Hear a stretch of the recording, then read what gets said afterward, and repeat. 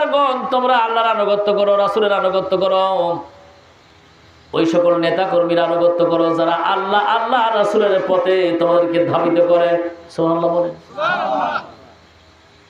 আজকে এমন নেতার তুমি আনুগত্য করলা। আমার বিশ্বনবী যখন বলল ওমর, একটা ডাক দেওয়া মাত্র ওমর একবার স্টিল, আর কথা বলে নাই। ওই সাহাবী পেশাব শেষ করলো, ওখান থেকে বের হয়ে চলে যাচ্ছে, আল্লাহর নবী তাও কিছু বলেন না। ওমর খালি রাগে খালি ফুলতেছে আর বলতেছে এত বড় কাজ করলো, মসজিদের মধ্যে পেশাব করলো। কথা কোন ঠিক কিনা?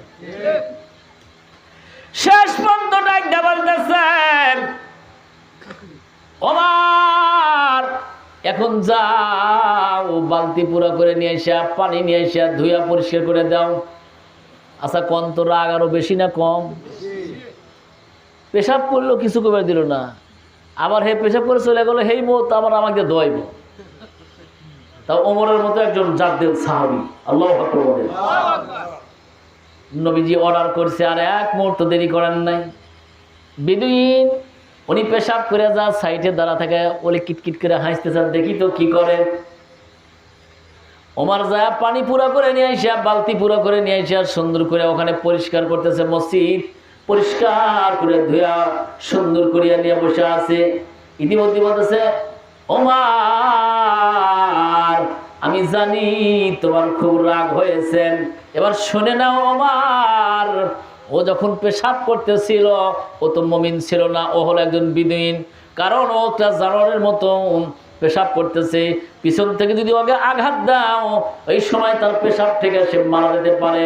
আর মসজিদের মধ্যে তোমার আঘাতে যদি মারা যায় তাহলে তুমি হত্যার আসামি হয়ে যাইবা, তাহলে তোমার কাল কিয়ামতের দিন আমি নবীও তোমাকে সাহায্য করতে পারবো না। আল্লাহু আকবার বলুন। ওমর তখন রাগ খামোশা করে, সর্বনাশ, আমি যে রাগে আছিলাম আমার বক্সের খালি তো আর বাঁচার কোনো উপায় নাই। বলে ওমর এখান থেকে কিন্তু বিজ্ঞানীরা দেখেন, এখানে কিন্তু ডাক্তার শিখিয়ে দিয়েছে।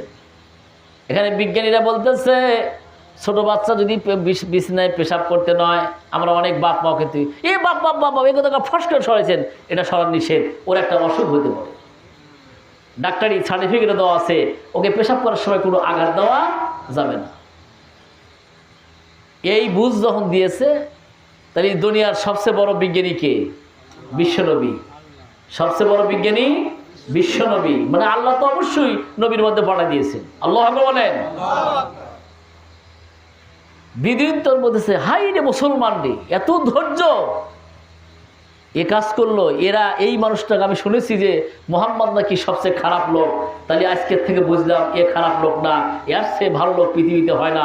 অতএব আমি আর কোনো ধর্ম মানি না, আমি এখনই কালমা পড়ে মুসলমান হয়ে যাচ্ছি। ও নবীজি আমাকে কালমা পড়ায়া মুসলমান বানিয়ে দেন। লা ইলাহা ইল্লাল্লাহু মুহাম্মাদুর রাসূলুল্লাহ। সকলে বলুন সাল্লাল্লাহু আলাইহি ওয়াসাল্লাম। কালমা পড়ে মুসলমান হয়ে গেলেন। আর যদি ওই বক্সে দিত তাহলে কি মুসলমান হইতো? এখানে কিন্তু শিক্ষা গ্রহণ করতে হবে। খালি রাগ তো আমাদের এখানে ইসা মাসের মতো ওয়াই থাকে, কিন্তু হিসাব করে আমাকে চলা লাগবে, তাহলে অবশ্যই 100% আল্লাহর পক্ষ থেকে সাহায্য আসবে। তাহলে আমরা যদি আজকে কিন্তু আমাদের নেতৃবৃন্দের যে কথা সেভাবে যে কাজ হয়েছে, বলেন তো সুনাম বেশি হইতেছে না কম হইতেছে? মানে ইসলামী আন্দোলনের নেতাকর্মী, জামাত ইসলামের নেতাকর্মী যে ব্রিফিং দিয়েছে তাতে 11 সুনাম কি কমছে না বাড়ছে? অবশ্যই বাড়ছে। কিন্তু যে তোমরা ভাঙচুর করা যাবে না, কারোর অন্যায় করা যাবে না, তারা যা করছে আমরা যদি তাই করি তাহলে সমান হয়ে গেল না? এই জন্য সমান সমান হওয়া যাবে না। আপনাকে ধৈর্য, ইন্নাল্লাহা মাআস সাবিরিন, ধৈর্য ধারণ করা লাগবে। এই সন্তান যে সন্তান এমনি এমনি সন্তান হয় না, এরা অনেক বড় লম্বা কোনো ঘটনা আছে। সন্তান জন্ম নিতে হলে যদি কোনো সন্তান চলে যায় তার জন্য কান্নাকাটি করে অস্থির হওয়া যাবে না। এখানেও করার দেওয়া আছে। কেন তা কি জানেন? কোন সন্তানের মধ্যে কি থাকবে এটা আপনি কি আমি জানি। আজকের শিশুগুলো জন্ম নিচ্ছে, আমার সন্তান যদি মরে যায় আমি তো পাগল হয়ে যাবো, মানে ওইরকম কান্নাকাটি চেরাচেরি শুরু করবো। আল্লাহ আমার সল মরে গেছে, আল্লাহ তুমি বাঁচাও করো। হযরত ওমর রাত্রি অন্ধকারে সুন্দর করিয়া ওমরের সাথে, উনি কিন্তু সবচেয়ে বড় দ্বিতীয় একজন সাহাবী, সবচেয়ে বড় জ্ঞানী এবং কম ব্রিলিয়ান ছিলেন না, শক্তিশালী ছিলেন না। উনি রাষ্ট্রীয় প্রধান ছিলেন। সুবহানাল্লাহ বলেন। হযরত ওমর একদিন রাত্রি অন্ধকারে যাচ্ছেন, যাবার সময় খোঁজ খবর নিতেছে কে কেমনে চলতেছেন।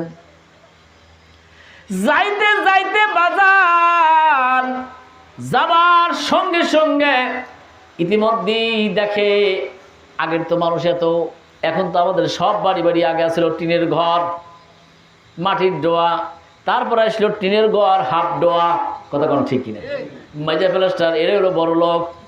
এখন ওই হাফ ডোয়া আর মেজা প্লাস্টার এটা হলো গরিব মানুষ। এখন হলো গা ওয়াল সেট করা, এটাও এখন গরিব মানুষ। এখন হলো গা ছাদ করা, ফাউন্ডেশন করা, হলো ধনী মানুষ, কথা কোন ঠিক কিনা। তাহলে আগের জামানা কি ছিলেন? আগের জামানায় খেজুর পাতার পার্টিশন, খেজুর পাতা আর সাহানি। যে নবীর উম্মত তাফসীরের মধ্যে লিখতেছে, নবীজি ওনার ঘরটা খেজুর পাতার পার্টিশন, খেজুর পাতার সাহানি, আর তার নিজে মরা উটের চামড়া দিয়ে দিয়েছে যাতে পানি না পড়ে। সুবহানাল্লাহ। অন্য বৃষ্টি যদি হইতো 1 ঘন্টা, নবীজির ঘরে বৃষ্টি পড়তো 1.5 ঘন্টা। তাহলে বোঝেন যে গাছতলা বৃষ্টির সংখ্যা কম থাকে না বেশি থাকে? মানে বৃষ্টি ছেড়ে গেলেও পানি টপ টপ করে পড়ে।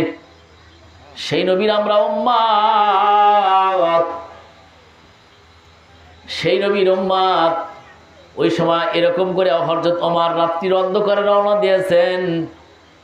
ইতিমধ্যে যা দেখতেছেন, একটা বুড়ি মা রাত 2টার সময় সুন্দর করিয়া অজু করিয়া একটা কুড়িয়া ঝুপটি ঘরের মধ্যে চলে যাচ্ছে। আল্লাহু আকবার। মা বোন যারা আছেন একটু ভালো করে মনোযোগ দিয়ে শুনবেন। বুড়ি মা ওযু করিয়া রাত 2টার সময় কিসের নামাজ? আল্লাহ জোরে কোন? তাহাজ্জুদের নামাজ। কয় হুজুর 5 ওয়াক্তই পড়ি না, তাহাজ্জুদ পড়ি না। রাত 2টার সময় হযরত ওমর আমিরুল মুমিনিন যাচ্ছেন তাহাজ্জুদ নামাজ পড়িয়া, নফল নামাজ পড়িয়া, সুন্নত নামাজ পড়িয়া। বুড়ি মা 2টা হাত তুলে দোয়া করতেছে, আল্লাহ। উনি দোয়া করতেছে, প্রথম দোয়া, আল্লাহ গো, এদেশের যতগুলা মসজিদ আছে সমস্ত মসজিদ গুলার যত ও রব্বুল আলামিন যত মুয়াজ্জিন আছে সমস্ত মুয়াজ্জিন গুলার তাড়াতাড়ি তুমি মৃত্যু দাও। যত মসজিদের মুয়াজ্জিন আছে তুমি সব মুয়াজ্জিনের মৃত্যু দাও, তাড়াতাড়ি মৃত্যু দাও। এই দোয়া করিস 1 নম্বর দোয়া। সুবহানাল্লাহ বলবেন না? অনেক হুজুর মুয়াজ্জিন মরে গেল সুবহানাল্লাহ মুখে কি কোন ঠিক কিনা।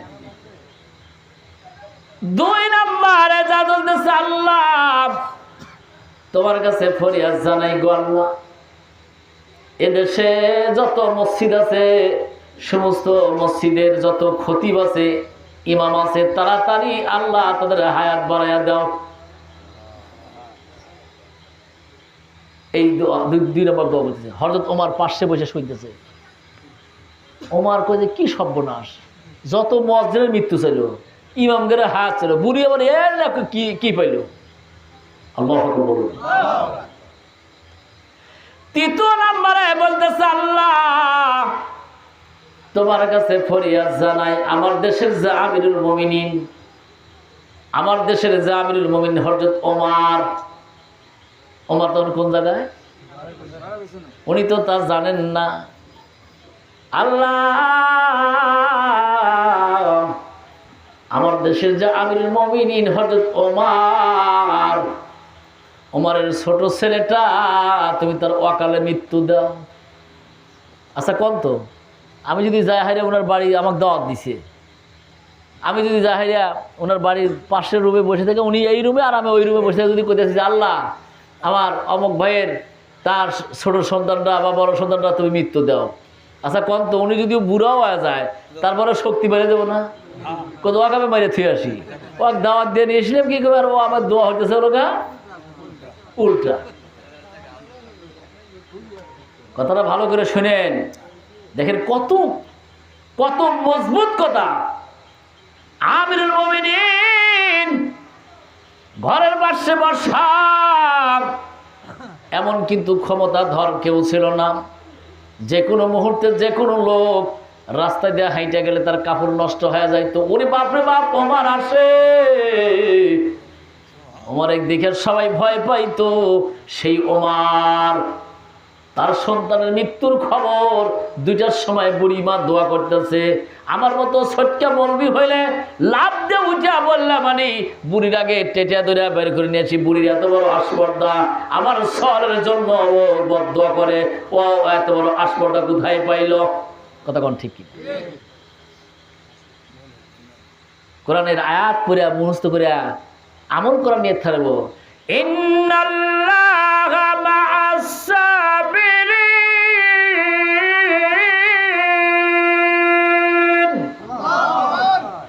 নিশ্চয় আল্লাহ ধৈর্য এবং সবুর ধারণকারীকে সবচেয়ে বেশি পছন্দ করে। সুবহানাল্লাহ বলেন। ওমর রাগ ঠিকই হয়েছিল, হঠাৎ করে আয়াতের দিকে তার খেয়াল চলে গেল। আল্লাহ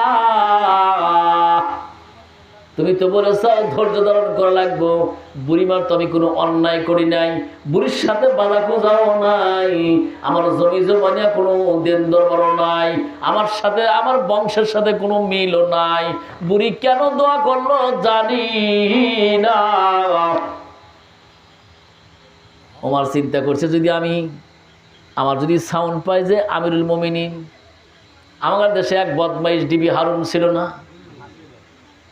কি গরম মেজাজ করছে, হারামের যে আরাম নাই তার কিন্তু প্রমাণ আছে ভাই। কথা কোন ঠিক কি?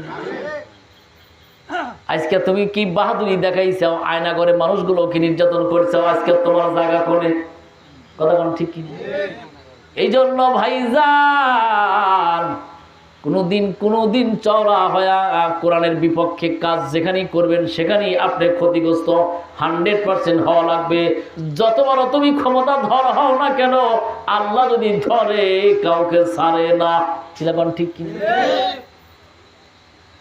এমনি ভাইজান ডিবি হারুন তো কি আমিরুল মুমিনিন যিনি প্রধান, তিনি তো নিজেই কাছে বসা।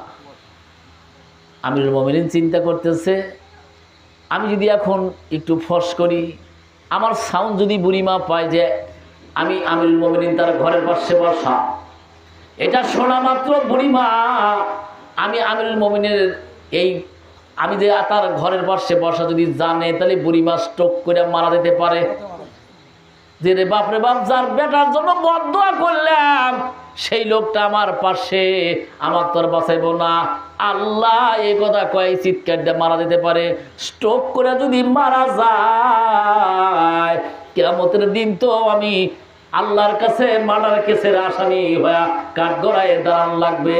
না না, সুপে সুপে চোখের পানি মুছতে মুছতে ওখান থেকে বের হয়ে যাচ্ছে একদম চোরের মতো একজন বাদশাহ, একজন আমিরুল মুমিনিন। উনি এমন ভাবে লুকু লুকু করে যাচ্ছে যেন কোনো পাতাও নড়াচড়া না করে। আল্লাহু আকবার। কাঁদতে কাঁদতে বাড়ি গেছে। বাড়িতে যাওয়ার পর এখন বলেন তো সেনাবাহিনীর প্রধান, নৌবাহিনীর প্রধান, 3 বাহিনীর প্রধান তার কাছে।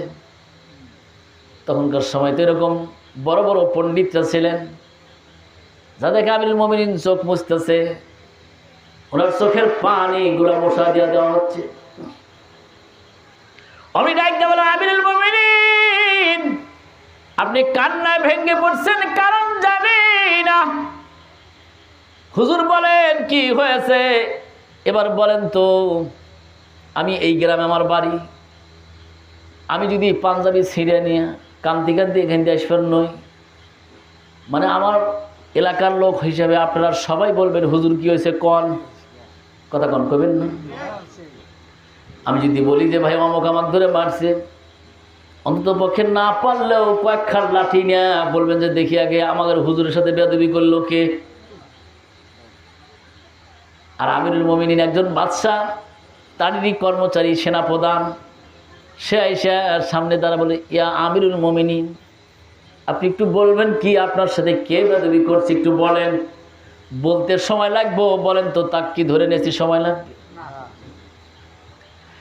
আমিরুল মুমিনিন বলতেছে, এ সেনাপ্রধান, না না না,